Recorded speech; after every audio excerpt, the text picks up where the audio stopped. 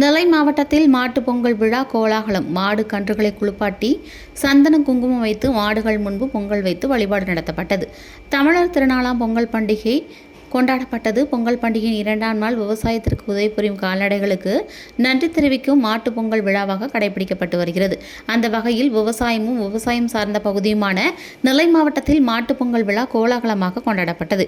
கால்நடைகள் அதிகம் வளர்க்கப்படும் பகுதிகளான நெல்லை மாவட்டம் கோபாலசமுத்திரம், மேலச்செவல், முன்னீர்பள்ளம், டவுன், கீழநத்தம், பாளையங்கோட்டை, ராமாயன்பட்டி உள்ளிட்ட பல்வேறு பகுதிகளில் கால்நடைகளுக்கு சிறப்பு வழிபாடு நடத்தி மாட்டுப் பொங்கல் விழா கோலாகலமாக கொண்டாடப்பட்டது. அதன்படி கோபாலசமுத்திரம் பகுதியில் மாட்டுப் பொங்கலை ஒட்டி கால்நடைகள் அதிகாலையில் குளிக்க வைக்கப்பட்டு சந்தனம், குங்குமம் உள்ளிட்ட வாசன திரவியங்கள் பூசப்பட்டது.